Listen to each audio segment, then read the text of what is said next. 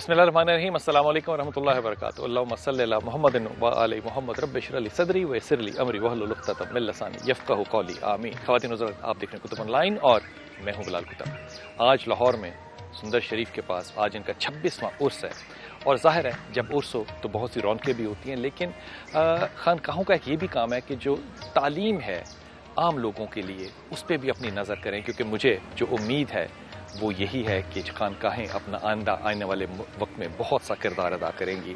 آج یہاں سندر شریف میں اس 26ویں عرس میں جتنے بھی اولیاء کرام ہیں، جو گدیاں ہیں، جتنے دربار ہیں پاکستان میں، پاکستان سے باہر بھی، ان کے سب جو مزار کے مجاور ہیں یا ان کی اولادیں ہیں، وہ یہاں آج اکٹھی ہوئی ہیں صرف اس بات کے لیے کہ ہم یہ فیصلہ کریں کہ آئندہ آنے والے وقت میں ان لوگوں کا، ان اولیاء کرام کا کیا کردار ہوگا. ہم چلتے ہیں حبیب عرفانی صاحب جنہوں نے اس ساری چیز کا اہتمام کیا، ان سے بھی بات کرتے ہیں، لیکن باقی لوگوں سے بھی، کہ آج اگر ہمارا ممبر ناکام ہے تو کیا خانقاہیں جو ہیں وہ بھی ناکام ہیں، یا وہاں پہ ہمیں ایمان کی روشنی کی اور علم کی کوئی کرن نظر آ رہی ہے، جو میرا یقین ہے کہ ہمیں ضرور نظر آ رہی ہے. آئیے چلتے ہیں اور اپنے ان رہنماؤں سے بات کرتے ہیں.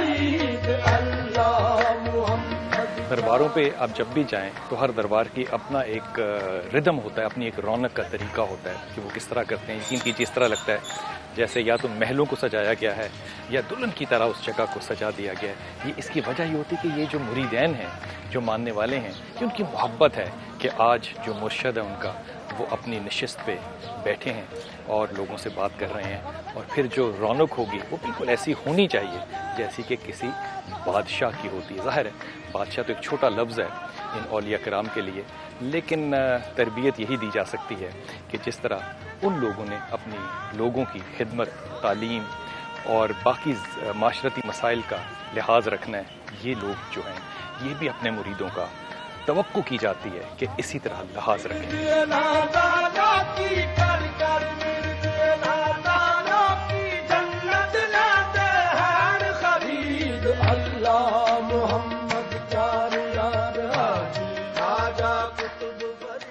بسم اللہ الرحمن الرحیم.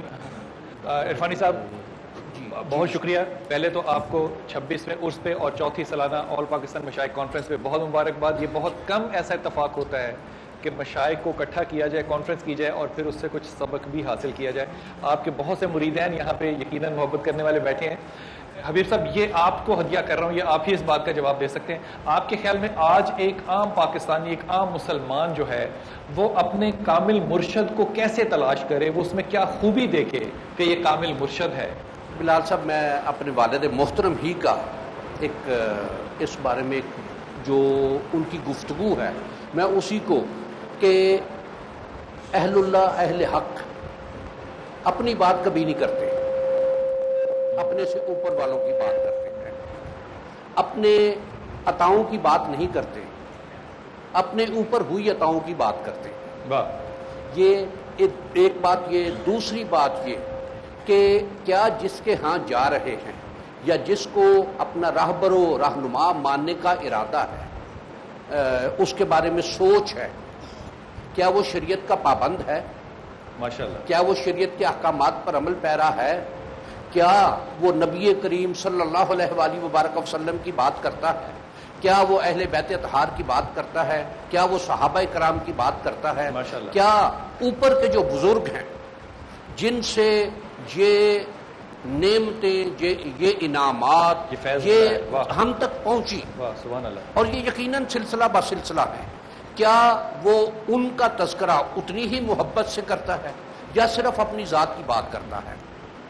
میں ایک بات گزارش کرتا ہوں درمیان میں کہ حضرت جنید بغدادی رحمہ اللہ تعالیٰ کا یہ ارشاد ہے کہ اگر کسی شخص کو فضا میں اڑتے ہوئے دیکھو تو اس پر یقین مت کرو، وہ انعام الہی ہو سکتا ہے، وہ شیطنت بھی ہو سکتی ہے.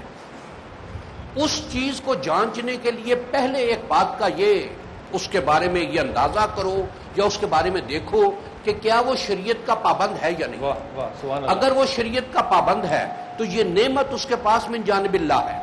اگر شریعت کا تارک ہے، شریعت پر عمل کرنے والا نہیں ہے، تو یہ شیطنت ہے. واہ سبحان اللہ سبحان اللہ، کیا عرفانیت کی آپ نے. حضرت بہت سے مشائخ کانفرنس جتنی بھی پاکستان میں ہوتی ہیں، جتنا اہل بیت کی محبت کا اظہار آج یہاں پہ سننے میں آیا، یقین کیجئے میں تو اس کو بھی عبادت ہی سمجھتا ہوں کہ اہل بیت کے جتنی محبت کا اظہار ہوا. اگر اجازت دیجئے تو غلام قطب الدین فریدی صاحب، آپ کو ہدیہ کرنا چاہ رہا ہوں سوال کہ حضرت خواجہ امام بصری جو تھے وہ بازار سے گزر رہے اور انہوں نے ایک ہجڑے کو دیکھا، اور ہجڑے جو تھا وہ نشے میں بھی تھا. روایت کہتی ہے کہ انہوں نے ہجڑے کو کہا کہ تو کیچڑ میں چل رہا ہے، تو نے نشہ بھی کیا ہوا ہے، تو ذرا سنبھل کے چلنا. تو ہجڑے نے خواجہ کی طرف دیکھا اور کہا کہ دیکھ میں تو ایک ہجڑا ہوں، اللہ نے میرا پردہ رکھا ہوا ہے، میرے پردے کو چاک نہ کر. لیکن اگر ہجڑا کیچڑ میں گرے گا تو صرف ایک ہجڑا گرے گا، تو خواجہ ہے، تو اپنے آپ کو سنبھال، کیونکہ اگر تو گرے گا تو تیرے ساتھ پوری قوم گرے گی. آج آپ کے خیال میں کیا مشائخ جو ہیں، کیا خانقاہیں جو ہیں اپنے علمی کردار کو اور اپنے روحانی کردار کو پہچانتی ہیں جس سے کہ ان کے مریدوں نے فیض حاصل کرنا ہے؟ عام طور پہ یہ کہا جاتا ہے کہ جی ہم کہاں جائیں، کوئی صحیح خانقاہ تو ملتی نہیں ہے، کوئی صحیح پیر تو ملتے نہیں ہیں، ہم کہاں جائیں. مفتیوں پہ بھی یہی سوال ہوتا ہے کہ مفتی صحیح نہیں ملتا. جی میں یہ عرض کرنا چاہتا ہوں کہ اس چیز کو آپ صرف خانقاہ نہیں، زندگی کے تمام شعبوں میں آپ دیکھیں گے. آپ کو میڈیسن صحیح نہیں ملتی، آپ کو اشیاء صرف صحیح نہیں ملتے، تو اس کے لیے آپ نے میڈیسن استعمال کرنا چھوڑ نہیں دی، اشیاء صرف استعمال کرنا چھوڑ نہیں دی. آپ کو ضرور ڈھونڈنا پڑے گا کہ کون سے سٹور سے وہ میڈیسن صحیح ملتی ہے، کون سے سٹور سے وہ اشیاء صرف صحیح ملتے ہیں. اس کو ڈھونڈنے کے لیے تو آپ کوشش کرتے ہیں، اور خدا تک رسائی کے لیے جو مراکز ہیں ان کو ڈھونڈنے کے لیے بھی ہمیں کوشش کرنی چاہیے. اگر وہ میڈیسن آپ کو صحیح سٹور سے مل سکتی ہیں تو پھر وہ صحیح آستانے بھی ہیں جہاں سے یہ خیر. صاحب اسی بات کو آپ کی درست مان لوں تو کیا جس طرح دوائیوں کا معیار گرا ہے، جس طرح وہاں پہ بے ایمانیاں ہوئی ہیں، آپ کیا یہ سمجھیں گے کہ خانقاہیں بھی اپنے معیار میں اسی طرح زوال پذیر ہوئی؟ کہ خانقاہوں پہ بھی بہت زیادہ ضرورت ہے توجہ کی. دیکھیے جو سجادہ نشین حضرات ہیں، جس طرح آپ نے حضرت سے پہلے سوال کیا تھا کہ وہ کس طرح کے لوگ ہوتے ہیں، میں عرض کرتا ہوں کہ جو صوفی ہے اس کی شان یہ ہے کہ برکف جام شریعت، برکف سندان عشق، شریعت کا جام بھی ہو اور سندان عشق بھی ہو.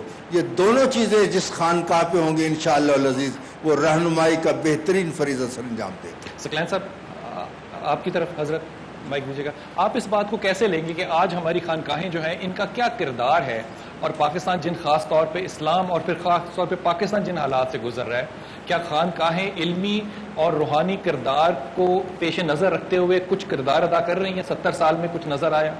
ایک بڑی اچھی جانب آپ نے یہ اشارہ کیا.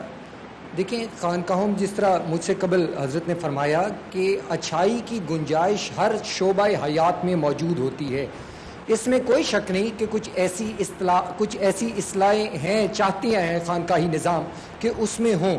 لیکن آپ پوری تاریخ کو دیکھ لیں، چند سال تو کیا پوری تاریخ کو دیکھ لیں کہ کوئی بھی ایسا دور نہیں گزرا جب خانقاہوں نے اپنا بنیادی کردار ادا نہ کیا ہو. علم کے حوالے سے بھی، عمل کے حوالے سے بھی، محبت کے حوالے سے بھی، اخوت کے حوالے سے بھی، رواداری کے حوالے سے بھی، خیر خواہی کے حوالے سے بھی، اور ٹالرنس کے حوالے سے بھی، بردرہڈ کے حوالے سے بھی جتنا خانقاہوں نے کردار ادا کیا. اور کون سا ادارہ آپ کو نظر آتا ہے کہ جہاں سے لنگر بھی ملتا ہے، جہاں سے صاحب سجادہ کی محبت بھی ملتی ہے، علم بھی ملتا ہے، عرفان بھی ملتی ہے، آگہی بھی ملتی ہے؟ تو یہ خانقاہیں ہیں، یہ بنیادی مراکز ہیں. ٹھیک ہے، اس میں کچھ ایسی جگہیں ہیں، ہر وہ چیز مارکیٹ میں 2 نمبر ہوتی ہے جس کی اصل 1 نمبر موجود ہوتی ہے. تو یہ اصل 1 نمبر سسٹم تو موجود ہے، اگر کوئی اس کی کاپی کرتا ہے یا اس کو اچھے طریقے سے نہیں پیش کرتا تو اس کے متعلق تو کچھ نہیں کرتا. حضور پھر آپ کے خیال میں اگر یہ ساری چیزیں جو ہیں وہ کنٹریبیوشن دے رہی ہیں خانقاہیں، تو ایسی کیا وجہ کہ عرفانی صاحب کا ایک خانقاہ ہے، ایک دو چند اور ہیں، لیکن جیسے 70 سال پہلے یہ تھی آج بھی ویسی ہی ہیں، جیسے کہ وہ جگہیں جو کہ خانقاہیں نہیں تھی وہ لمز یونیورسٹی بن گئیں، وہ نسٹ یونیورسٹی بن گئیں، وہ فاس یونیورسٹی بن گئیں, ان لوگوں نے ترقی کی تعلیم میں, میڈیسن میں, سائنس میں, لیکن خانقاہوں نے اگر توقیر کی تو مجھے نہیں علم, لیکن وہ ترقی, وہ کنٹریبیوشن جو ہے جس طرح سے نظر آنی چاہیے تھی وہ کیوں نہیں آئی؟ دیکھیے سب سے پہلی بات ہے کہ جو یونیورسٹیاں ہوتی ہیں وہ صرف سنگ و خش سے نہیں پہچانی جاتی کہ حاج ہماری درگاہیں جو ہیں اگر ان کی وہی ایسی مسجع اور مکفہ اور اعلیٰ اور جدید اور ماڈرن اگر بلڈنگز نہیں ہیں تو ہرگز ایسا نہیں ہے. کون سی بلڈنگ تھی جو حضرت خواجہ غریب نواز سلطان الہند جو بڑی خوبصورت اور بڑی عالی شان اور بڑی پرشکو عمارت تھی, وہ کیا تھا؟ وہ ایک جھونپڑی تھی, مٹی کے بنے ہوئے چند کمرے تھے جن میں وہ بیٹھ کے کرتے تھے.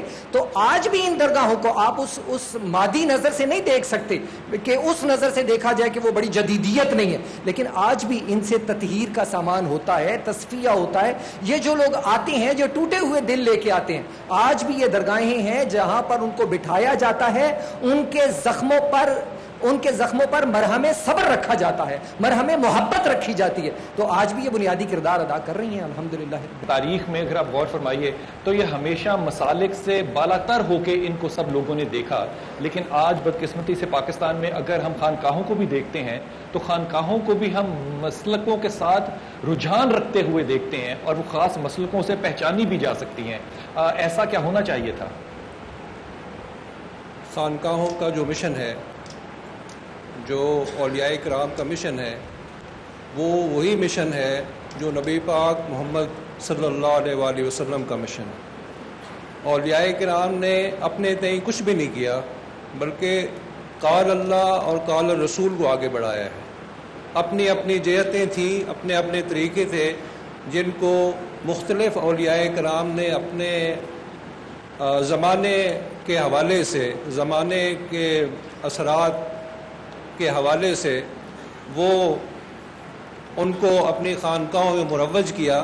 لیکن اصلی مشن اور اصلی پیغام قال اللہ و قال رسول تھا, اور یہی مشن تھا کہ تمام لوگ اصلاح پا جائیں اور ان کو دین حق کی فہم ہو جائے اور دین حق ان تک پہنچ جائے. حضرت آپ کی بات بالکل سر آنکھوں پہ, لیکن عرفانی صاحب اس بات کی گواہی دیں گے, ہم نے باہر جو دیکھا خانقاہوں کو, ان میں ہم نے سب سے بڑی جو بات دیکھی وہ رسول پاک صلی اللہ علیہ وسلم کی حدیث کو پورا ہوتے دیکھا, جو حضرت معاذ بن جبل رضی اللہ سے آپ نے فرمایا کہ ایمان کی سب سے مضبوط چیز جو ہے وہ توقیر انسانیت ہے.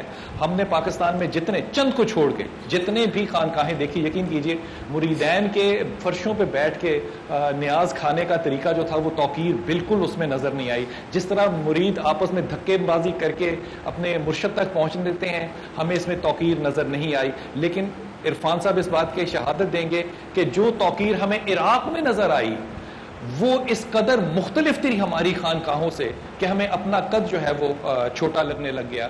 آپ کی بات بالکل درست ہے کہ بعض حالات میں صحیح ڈسپلن قائم نہیں رکھا جا سکتا یا نہیں ہو پاتا, لیکن اس کا یہ مقصد نہیں ہے کہ تحقیر انسانیت ہو رہی ہے.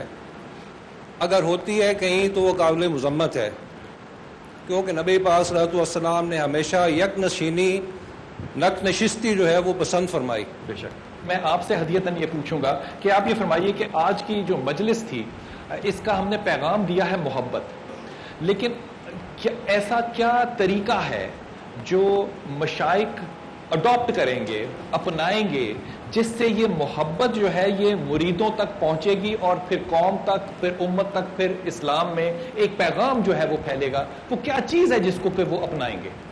سچی بات یہ ہے کہ بر صغیر پاک و ہند کا مزاج صوفیانہ ہے.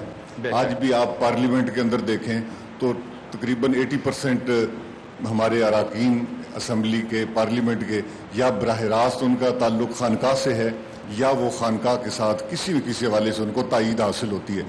اس کا مطلب یہ ہوا کہ اس برصغیر پاک و ہند کے اندر آج بھی خانقاہی نظام بڑا مضبوط ہے. صوفیہ مثلا بہت ساری خانقاہیں اس وقت آپ دیکھ لیں کہ سیال شریف کی بہت بڑی خانقاہ ہے, وہاں پہ انہوں نے جدید اور قدیم علوم کا حسین امتزاج ہے. ڈیرہ شریف میں جسٹس پیر کرم شاہ صاحب رحمۃ اللہ علیہ نے, وہاں پہ اب ہزاروں طلباء ہیں اور پوری دنیا کے اندر ان کا نیٹ ورک ہے. یہاں سندر شریف کے اندر بھی ایک ماشاءاللہ. اس کا مطلب یہ ہوا کہ خانقاہیں کچھ نہ کچھ کام کر رہی ہیں جہاں خانقاہوں کے اندر یہ پرانا نظام ہے چل رہا ہے. کیونکہ آپ پروفیسر صاحب ہیں اس لیے میں عاجزی کے ساتھ یہ ادباً یہ بات کر رہا ہوں. دنیا جہان میں سفر کیجئے, آپ کو انجینئرنگ یونیورسٹی کے, پنجاب یونیورسٹی کے, لمز کے, فاسٹ کے, ہر جگہ دنیا میں خدمتگار طالب علم مل جائیں گے, لیکن خانقاہوں سے پاس ہوئے طالب علم جو ہیں وہ صرف اسی جگہ مساجد تک کی محدود کیوں رہ گئے سر؟ اگر وہ واقعی کام ہو رہا ہے تو دنیا میں ان کی کنٹریبیوشن کہاں ہے؟ جی میں نے جن خانقاہوں کا تذکرہ کیا نا جی, وہاں کے پروردہ تربیت یافتہ لوگ اس وقت ایجوکیشن کے اندر بھی ہیں اور مختلف, لیکن یہ کام وسیع پیمانے پر کرنے کی ضرورت ہے. ایک بنیادی کام جو اس وقت بھی خانقاہ کر رہی ہے جس سے ہم انکار نہیں کر سکتے, وہ آج بھی پوری دنیا کے ٹھکرائے ہوئے لوگ جب کسی خانقاہ پہ جاتے ہیں یا حضور داتا صاحب کی بارگاہ میں حاضر ہوتے ہیں, وہاں پہ ٹھکرائے ہوئے لوگوں کو زخموں پر مرہم اگر آج بھی کہیں کوئی لگانے کا کوئی ٹھکانہ ہے تو وہ یہ خانقاہی نظام ہے. مثلاً میں ایک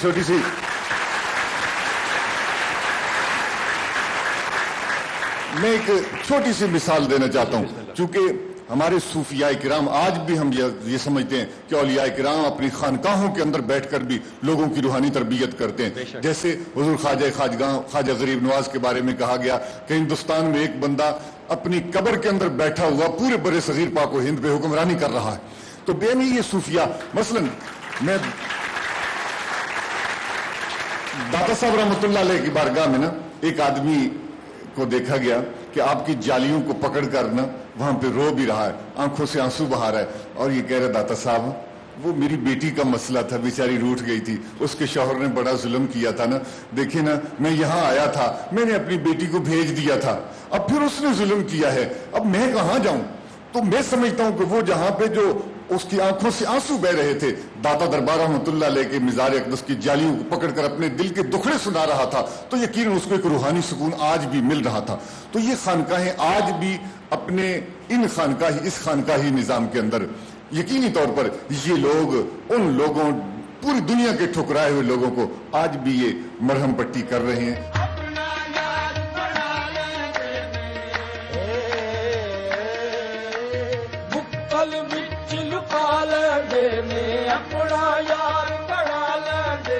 سن سن ذکر فرید دا عاشق, سن سن ذکر فرید دا عاشق, وارن جانا ہون شہید اللہ محمد چار.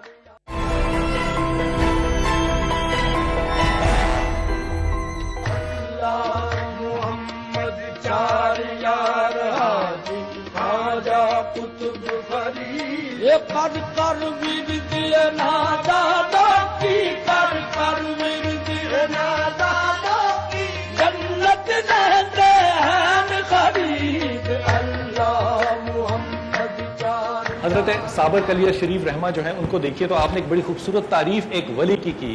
کہا ولی وہ ہوتا ہے جو ماضی پہ نظر رکھتا ہو, حال پہ قدم رکھتا ہو اور آنے والے وقت کے لیے اشارے چھوڑ کے جاتا ہو. آپ کو لگتا ہے کہ ایسا ولی, ایسا کامل, ایسا اسکالر, ایسا علم یافتی ہستیاں جو ہیں آج خانقاہوں کی زینت ہیں؟ جی بالکل ہیں, انہیں دیکھنے والی آنکھ کی ضرورت ہے. دیکھیں ہم تو مزارات کے لوگوں کی تعلیم جو ہے وہ تو امن کی تعلیم تھی, امن کا پیغام تھا, اور صوفیہ اکرام نے ہی پھیلایا تھا. اب بھی لوگ موجود ہیں, کچھ چھپے ہوئے ہیں, کچھ ظاہر ہیں. اپنا جنہیں جستجو ہوتی ہے ان کو دیکھنے کی وہ دیکھ لیتے ہیں, ان کو اب بھی موجود ہے. اجازت دیجیے گا آپ حضرت, آپ تک مائک آ جائے گا تو آپ ہی کی بات کو آگے بڑھا رہا ہوں. جو خانقاہیں ہیں یہاں سے عاجزی کا پیغام ملتا ہے, سادگی کا پیغام ملتا ہے, علم کا پیغام ملتا ہے, آسانی کا پیغام ملتا ہے. یہ ساری چیزیں جو ہیں یہ کہنے تک تو بالکل مل رہی ہیں, بلکہ میں تو قبر کا لفظ جو ہے وہ خانقاہوں کے لیے استعمال کرنا بھی بالکل ٹھیک نہیں سمجھتا. یہ تخت ہیں, یہ ان کے دربار ہیں جو لگے ہوئے ہیں, جہاں سے لوگ جو ہیں وہ فیض پا رہے ہیں. ظاہر ہے جس طرح بادشاہ سلامت دربار میں بیٹھا ہوتا ہے, یہ جو مقبرے ہیں, یہ جو قبریں ہیں, یہ بھی اسی طرح تخت ہیں جہاں سے لوگ آ کے فیض لے رہے ہیں. ان فیضوں سے امید جو ہے مسلم امہ کو, مجھے لگتا ہے کہ وہ بہت زیادہ تھی کہ یہ چیزیں آج مثال کے طور پہ جتنا زوال اسلام کے اندر مسلمانوں کے کرداروں میں آ گیا وہ شاید ہمیں نہیں نظر آنا چاہیے تھا، لیکن وہی کردار جب ہم علماء کرام کی طرف جاتے ہیں تو ہم ان پہ انگلی رکھتے ہیں، ہم ان کے گریبان پکڑتے ہیں کہ حضرت منبر جو ہے وہ ناکام ہوا اور پیغام جو ہے وہ محبت کا، سنت کا کہنے تک تو ہے، لیکن ادائیں جو ہیں وہ مسلکی ہیں۔ یہی کام اگر خانقاہوں میں بھی آ گیا تو ہماری آخری امید ختم ہو جاتی ہے۔ نہیں حضور، خانقاہوں میں آج بھی ایسا نہیں ہوتا۔ سب سے پہلی بات تو یہ ہے، آج بھی کسی خانقاہ پہ بلا تفریق رنگ و نسل اور بلا تفریق مذہب و ملت لوگ آتے ہیں، خانقاہوں سے فیض حاصل کرتے ہیں۔ مختلف درگاہیں آپ کسی بھی وقت چلے جائیں، حضرت داتا گنج بخش علی اجویری کی درگاہ، حضرت بابا فرید کی درگاہ، سلطان الہند کی درگاہ، اس کے علاوہ دیگر جتنی بھی درگاہیں، ادھر یہ نہیں پوچھا جاتا کہ کس قوم سے ہے، کس مسلک سے ہے، کس مذہب سے ہے۔ اور اس کے لیے ایک میں چھوٹا سا واقعہ، میرے خیال یہ پورے تصوف کے اور آپ کے سوال کے پورے مزاج کو اور نصاب کو سمجھا دیتا ہے۔ حضرت بابا فرید الدین گنج شکر رحمۃ اللہ تعالی علیہ اپنے حجرے کے ساتھ ٹیک لگا کے بیٹھے ہوئے تھے، اور یہ واقعہ تاریخ تصوف کے ماتھے پر ایک تازہ تراشیدہ جھومر کی مانند چمک رہا ہے۔ وہ کیا کہ آپ بیٹھے ہوئے تھے، دسترخوان لگ گیا، جب لگا ہر شخص آمنے سامنے بیٹھ گیا، اور خانقاہی نظام میں یہ ہوتا ہے ایک رکابی میں آمنے سامنے بیٹھا ہوا شخص کھا لیتا ہے، سب لوگ آمنے سامنے ہو گئے، لیکن ایک ہندو شودر آ کے بیٹھا ہوا تھا۔ اب جب اس کے سامنے کوئی شخص نہ بیٹھا، دائیں والا بھی پہلو بچا گیا، بائیں والا بھی پہلو بچا گیا، جب وہ تھوڑی سی جگہ خالی رہ گئی تو پھر کیا دیکھتے ہیں لوگوں نے دیکھا کہ حضرت بابا فرید الدین گنج شکر پیرانہ سالی بھی تھی، ضعیف بھی تھے، طبیعت میں ضعف بھی تھا، مگر آپ اپنی جگہ سے اٹھے اور اٹھ کر اس جگہ پر جا کے کھڑے ہو گئے جو خالی تھی، اور اس ہندو شودر کو مخاطب کیا اور کہنے لگے، میرے بھائی میں یہ دیکھ رہا ہوں کہ میرے ساتھ بھائی کوئی کھانے کے لیے نہیں موجود، تیرے ساتھ بھی کوئی کھانے کے لیے موجود نہیں، تو کیا یہ مناسب سمجھتا ہے کہ میں اور تو دونوں مل کے کھا لیں؟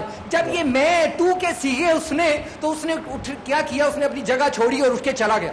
اب سارے حیران رہ گئے کہ بابا آ کے کھڑے اور اٹھ کے چلا گیا، اور پھر چشم فلک نے وہ منظر بھی دیکھا کہ چند گھڑیوں بعد جب وہ آیا تو اس نے بیوی، بچے، بہن، بھائی، خاندان، عزیز و اقارب سارے اکٹھے کیے ہوئے تھے، اور آ کے حضرت بابا فرید کو کہنے لگا کہ حضور ہمیں بھی اپنے غلاموں میں شامل کر لیجیے۔ حضرت امام جعفر سے پوچھا کہ نفس کیا چیز ہے، تو آپ نے فرمایا اپنے دل کو نکالو اور طاق میں رکھو، اور طاق میں رکھ کے اس طاق کو جا کے تم کسی چوراہے پہ رکھ دو، اور تمہیں شرم اور حیا نہ آئے کہ تمہارے دلوں کے راز اب لوگ بازار میں دیکھ رہے ہیں۔ آپ کے خیال میں کیا ہمارے ہاں تزکیہ نفس آج ہمارے علماء کرام، ہمارے جو مشائخ ہیں، وہ یہاں تک لے گئے کہ فنا فی اللہ تک پہنچیں، یا ابھی تک وہ پروٹوکول کی دوڑ جو ہے وہ چل رہی ہے؟ اس فارمولے کو آپ نہ تو مکمل طور پہ اس سے انکار کر سکتے ہیں، نہ مکمل طور پہ اس کا اقرار کر سکتے ہیں کہ سب لوگ یہ کام کر رہے ہیں، ایسا بھی نہیں ہے، اور کوئی نہیں کر رہا، ایسا بھی نہیں ہے۔ بہت سی جگہوں پہ اس طرح کے ہمارے اولیاء کرام کے، اور آج بھی ایسے لوگ موجود ہیں، میں کسی کا نام نہیں لے سکتا، کہ جو اس طرح کے کام کر رہے ہیں۔ دیکھیں، آستانوں کے لیے 3 چیزیں ضروری ہوتی ہیں جو صحیح آستانہ ہے۔ ایک تو وہاں مسجد ہونی چاہیے، ایک وہاں مدرسہ ہونا چاہیے، ایک وہاں لنگر ہونا چاہیے۔ یہاں کام یہ ہوتا ہے کہ آدمی آتا ہے اور اسے انسان بنایا جاتا ہے۔ کہتا ہے کون؟ حضرت یزداں تلاش کر، میرا یہ مشورہ ہے کہ انسان تلاش کر، اور مجھ کو انسان کی ضرورت ہے، رحم کھا کر خدا نہ دے جانا۔ تو یہاں انسان بنائے جاتے ہیں، ان کی مکمل طور پہ تربیت کی جاتی ہے۔ یہ پھر نصیب کی بات ہوتی ہے، کوئی کس نیت سے آتا ہے، کوئی کس نیت سے آتا ہے۔ تو یہ نفس کو مارنے کی تربیت صوفیہ کرام کے ہاں ہی ملتی ہے۔ یہاں ایک میں واقعہ جو حضرت نظام الدین اولیاء محبوب الہی نے اپنے ملفوظات شریف میں لکھا ہوا ہے ان کے، کہ ایک مسجد کے اندر ایک حوض تھا، اس مسجد کے محلے میں پانی کی بڑی قلت تھی، لوگ وہاں سے پانی بھرنے کے لیے آتے تھے تو انتظامیہ منع کرتی تھی کہ پانی گدلا ہو جائے گا یا کم ہو جائے گا۔ ایک آدمی وضو کرنے کے لیے آیا، اس نے دیکھا کچھ بچے کچھ بچیاں برتن لے کے کھڑے ہوئے ہیں، سہمے ہوئے ہیں، پتہ نہیں ہمیں پانی بھرنے دیں گے یا نہیں بھرنے دیں گے۔ اس نے سب سے برتن لے کے سب کو پانی بھر کے دے دیا۔ اندر جب مسجد میں گیا، نماز شروع کی دیکھا ایک طرف ایک مجذوب سویا ہوا ہے، دل میں خیال آیا کہ یہ نماز کا وقت ہے اور یہ آدمی سویا ہوا ہے، اس کو کوئی احساس نہیں ہے کہ یہ نماز کا وقت ہے. تو درویش نے، مجذوب نے تھوڑی سی آنکھ کھولی، اس نے کہا کام وہی تھا جو باہر کر کے آئے ہو. واہ واہ واہ واہ. تو یہاں تو یہ تربیت دی جاتی ہے، ایک فکرے کے اندر وہ بہت کچھ سمو دیتے ہیں. بہت شکریہ حضرت. آپ کی طرف مائک دیجیے گا حضرت. شاہ صاحب آپ کی طرف آخر میں آنا ہے میں نے. حضرت ہم ایک جملہ سنتے ہیں جو کہ حرف عام بالکل بن گیا کہ میرے مرشد کی نظر جو ہے اس نے میرے پہ یہ اثر کیا. یہ جو مرشد کی نظر ہے حضرت، یہ فرمائیے کہ یہ عقل ہے، دانش ہے، کیا ہے؟ یہ الہام ہے، وسوسہ ہے، علم ہے؟ اس کو کیسے ایک میرے جیسا آدمی، عام آدمی کیسے سمجھے کہ اس نظر کو کیسے سمجھنا ہے؟ جناب والا، ایک تو میں علامہ اقبال کے حوالے سے آپ کی خدمت میں عرض کروں گا، ایک سادہ سی مثال عرض کروں گا.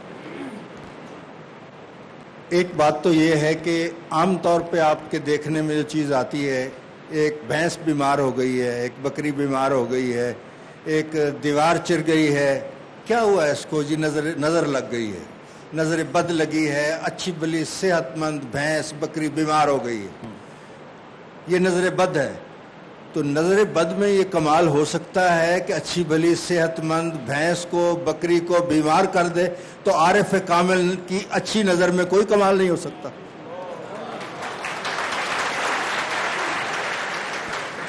اور دوسری بات کہ علامہ اقبال نے فرمایا یہ فیضان نظر تھا یا کہ مکتب کی کرامت تھی، سکھائے کس نے اسماعیل کو آداب فرزندی.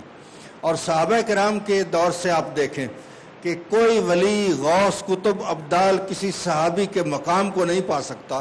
اس کی وجہ کیا ہے؟ وہ سرکار کی ایک نگاہ ہے. ابو بکر آئے تو صدیق بنا دیا، عمر آئے تو فاروق بنایا، عثمان آئے تو غنی بنایا، علی آئے تو حیدر قرار بنا دیا. یہ نگاہ کے کمالات ہیں. ہم کسی طرح بھی کئی 100 دلیلیں آپ دیں، آپ کامیاب نہیں ہو سکیں گے کہ نگاہ کے کمال سے آپ انکار کر سکیں. واہ سبحان اللہ. حضرت وہ جو اقبال کا آپ نے ذکر فرمایا یہ بڑا خوب ہے، لیکن اقبال کی ماں نے اقبال کو اپنی چھاتی سے نہیں لگایا تھا، کیونکہ اس کو شک تھا کہ میرے شوہر کا جو مال ہے اس میں شاید کوئی ایسا کمزور مال شامل نہ ہو، تو اس نے بکری خریدی تھی. وہ مائیں ہوں گی تو اقبال بھی پیدا ہوگا. آپ فرمائیے کہ جو نگاہ کرم ہے مرشد کی، اس کو آپ کیسے دیکھتے ہیں؟ جب ایک شخص مرشد کامل کی بارگاہ میں آتا ہے، شیخ طریقت کی بارگاہ میں آتا ہے، اور شیخ طریقت ایک نباز کی حیثیت رکھتا ہے، وہ اس کی نبض کو دیکھتا ہے جس طرح ایک طبیب دیکھا کرتا ہے، حکیم دیکھا کرتا ہے. وہ دیکھتا ہے کہ اس کے کردار میں کمی ہے، اس کی سیرت میں کمی ہے، اس کے اخلاق میں کمی ہے، یا اس کے دیگر کسی معاملات میں کچھ کجی ہے. پھر وہ کیا کرتا ہے؟ وہ اس کی تربیت کرتا ہے، اپنے پاس رکھتا ہے. اور ایسی ایک نہیں لاتعداد مثالیں ہیں تاریخی. سرجن کی طرح سرجری کر رہا ہے. جی، ایک سرجن کی حیثیت بھی آپ یہ بھی کہہ سکتے ہیں.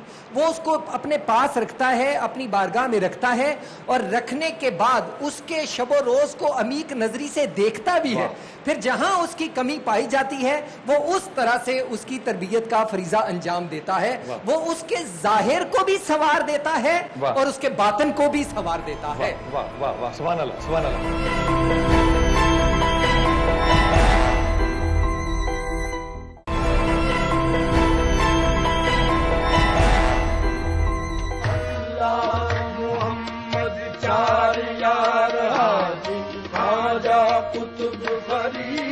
کر کر ورد نادادا کی، کر کر ورد نادادا کی، جنت رہتے ہیں خرید اللہ محمد. آج آپ مشائخ کو اور درگاہوں کو کیا مشورہ دیں گے، کیا ان کو کیا بتائیں گے کہ آنے والے وقت میں پاکستان میں جہاں پاناما لیکس بھی ہو رہی ہیں اور انشاءاللہ تعالیٰ اور ہونے والی بھی ہیں، اور وہ جو اتنی کمی اور کجی ہے، اس میں مشائخ اور درگاہوں کا کیا کردار ہوگا اور وہ اپنی اس کمی کو کس طرح سے پورا کریں؟ آج کے دور میں یقیناً خانقاہ اپنا کام کر رہی ہے، اور اس میں میں ایک بات گزارش کرتا ہوں. ایک موقع پر حضرت محبوب الہی صلی اللہ تعالیٰ سر العزیز کے پاس ایک شخص آیا اور اس نے کسی جگہ کا حوالہ دیا کہ وہاں بیٹھے ہوئے یہ بات ہو رہی تھی کہ حضرت محبوب الہی صلی اللہ تعالیٰ سر العزیز تو بہت ان کا اتنا بڑا حلقہ ہے اور بہت آسائش اور کشائش میں ہے. تو ارشاد فرمایا کہ میرا جو دکھ ہے، میرا غم ہے، وہ کسی کو نہیں احساس ہوتا اس کا. اور وہ دکھ اور غم یہ ہے کہ مخلوق میرے پاس آ کے اپنے دکھ، اپنے درد، اپنے غم، اپنی جو بھی کمیاں کجیاں ہیں وہ میرے ساتھ شیئر کرتی ہیں. تو کیا میرے دل پر ان کا اثر نہیں ہوتا؟ واہ سبحان اللہ. یقیناً آج بھی خانقاہ ایسی ہے کہ جہاں آدمی کو اور کسی جگہ اس کو تسلی نہیں ہوتی، یقیناً یہاں آ کے جب وہ شاید ایک اس اعتماد کے ساتھ بھی بات کر لیتا ہے کہ شاید وہ خود سے بھی وہ بات دہرانا نہ چاہتا ہو، لیکن خانقاہ پر جب آتا ہے تو اس اعتماد کے ساتھ وہ ایسی باتیں بھی شیئر کر لیتا ہے. اس کو پتا ہے کہ اس کا کہیں مذاق نہیں اڑایا جائے گا، اس کی بات کی تشہیر نہیں ہوگی، اس کی عزت کا خیال رکھا جائے گا. اور یہی خانقاہ کا کام ہے کہ خانقاہ عزت دیتی ہے، عزت نفس بھی دیتی ہے، با عزت بناتی ہے خانقاہ. واہ واہ واہ شاہ صاحب، واہ واہ واہ واہ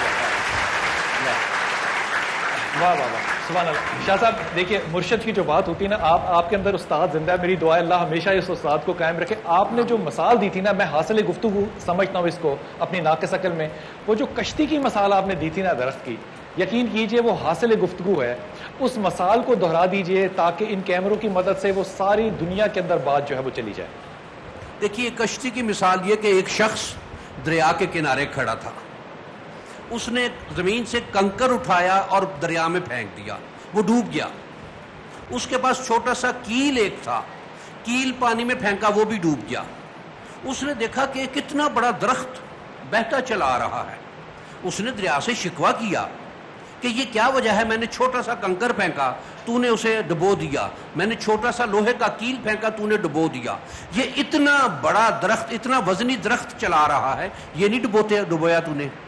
تو دریا نے اس کو جواب دیا کہ اسے میں نے سینچا ہوا ہے، اسے میں نے سینچا ہوا ہے. واہ میں نے سینچا ہوا ہے. سبحان اللہ سبحان اللہ. اور جس کو کوئی سینچے وہ ڈوبتا نہیں، وہ ڈوبتا نہیں ہے یا اس کو ڈبوتا نہیں ہے. واہ واہ واہ سبحان اللہ. خیر یہ بات پوری کرنے دیجیے. سبحان اللہ. اس کے بعد کچھ وقت کے بعد وہ درخت سوکھ گیا اور اس کو چیرا گیا، اس کے پھٹے بن گئے. ان پھٹوں کے ساتھ لوہا بھی لگا، کیل بھی لگی، اور بھی بے شمار چیزیں لگی، اور وہ ایک کشتی بن گئی.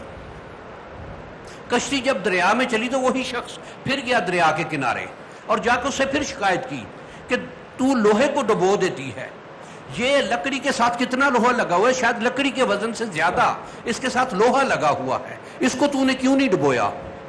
تو اس نے دریا نے جواب دیا کہ جو میرے سینچے ہوئے کے ساتھ بھی لگ جاتے ہیں میں ان کو بھی نہیں ڈبوتی. سبحان اللہ سبحان اللہ سبحان اللہ سبحان اللہ سبحان اللہ سبحان اللہ.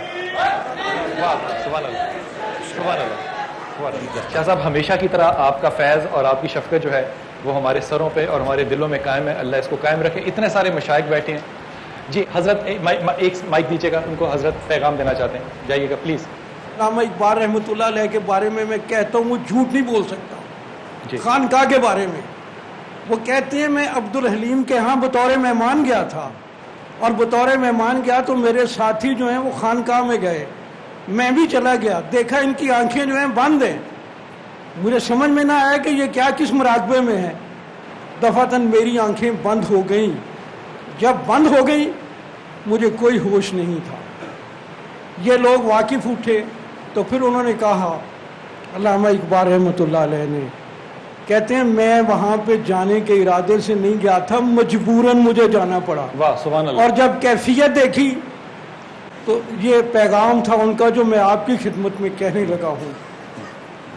کہتے ہیں علامہ اقبال، حاضر ہوا میں شیخ مجدد کی لحد پر، واہ وہ خاک کے زیر فلک ہے مطلع انوار، واہ اس خاک کے ذروں سے شرمندہ ستارے، اس خاک میں پوشیدہ وہ صاحب اسرار. یہ خانقاہیں جو ہیں آج بھی جو وہاں پہ جاتا ہے وہ اپنی منزل بالکل پا لیتا ہے. بہت شکریہ فانی صاحب، ہمیشہ کی طرح آپ کا بہت شکریہ.